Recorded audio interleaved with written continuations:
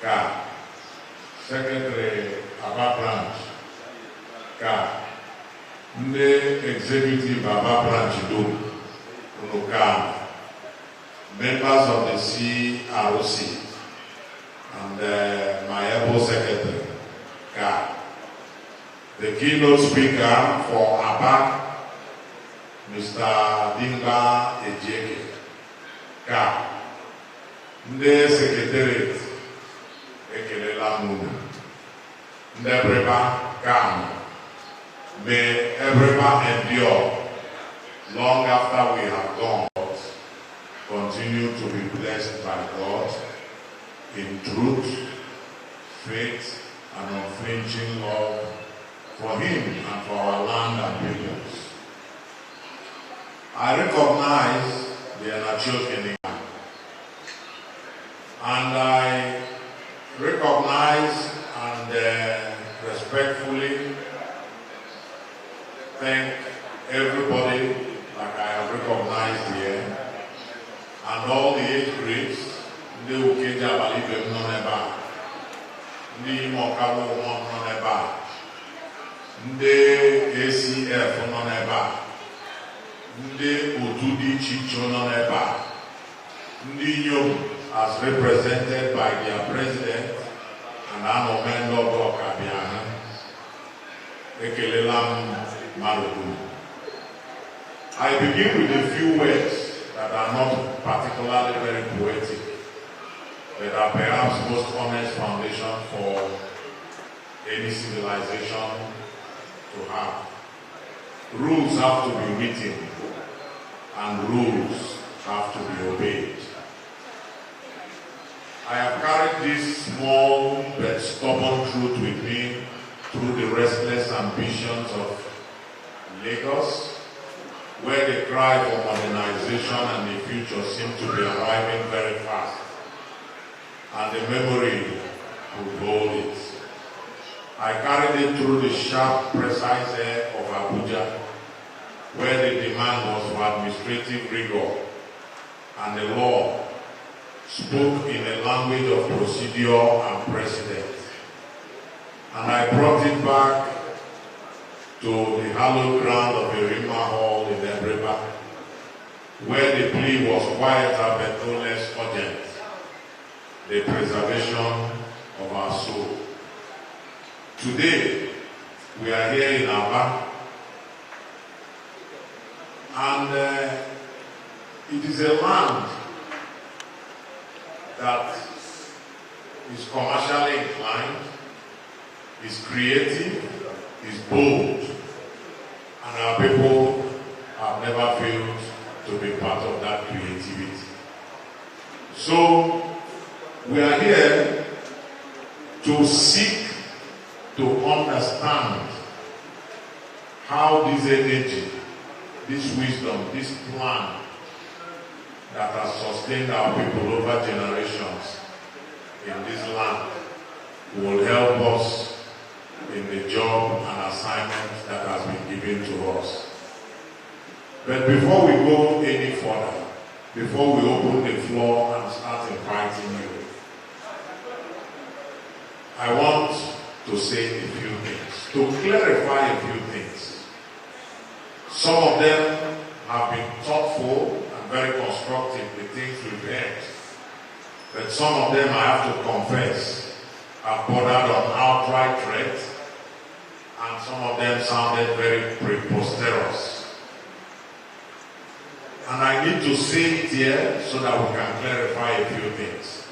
Because if we don't allow that clarification, and we allow the rumor, the whispers, and those conversations to continue, it becomes a very dangerous precedent that we are setting.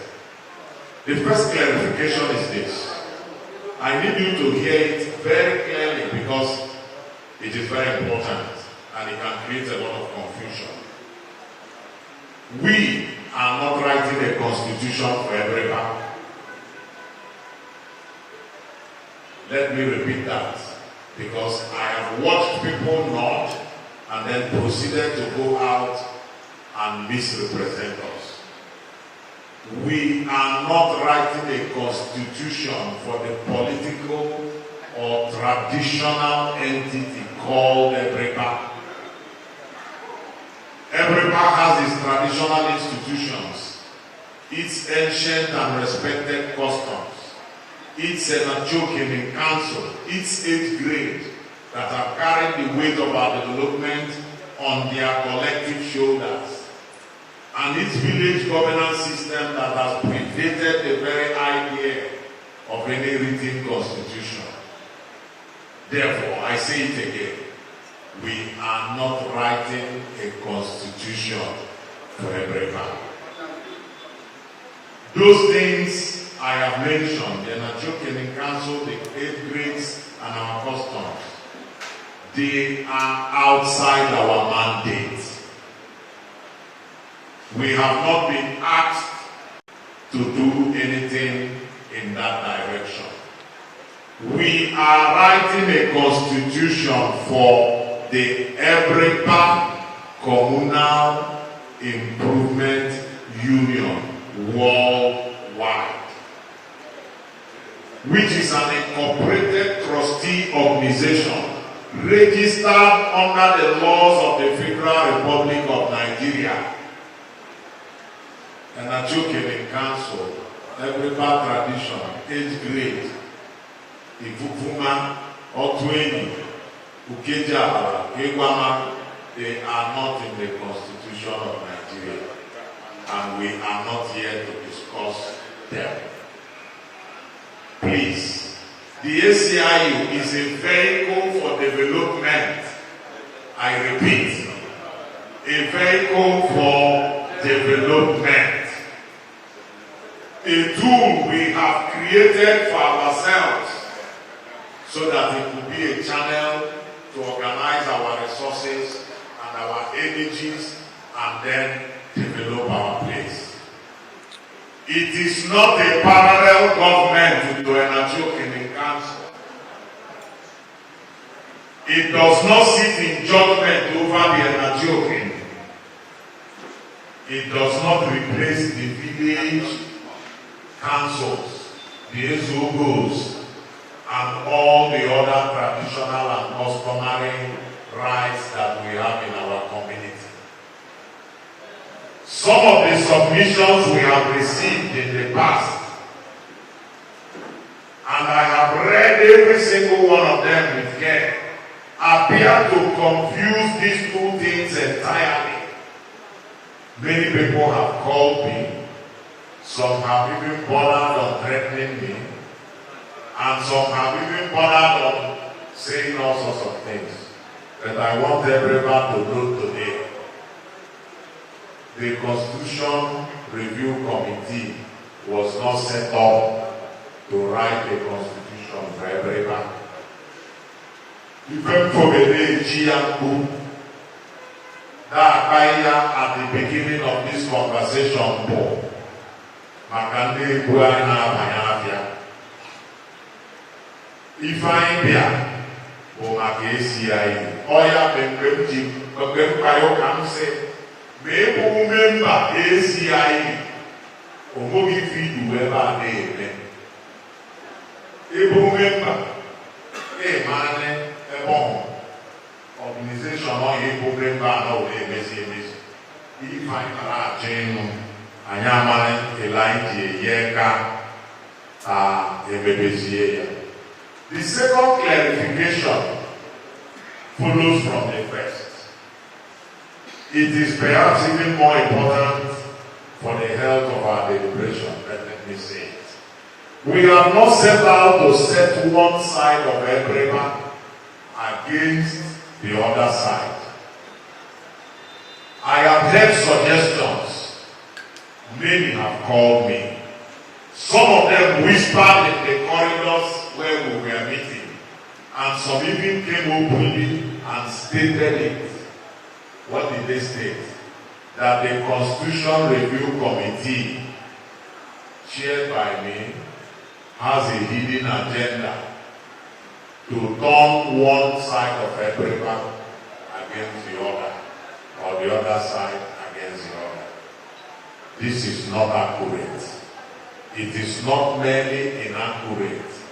It reflects a misunderstanding of everything we have tried to do since we started.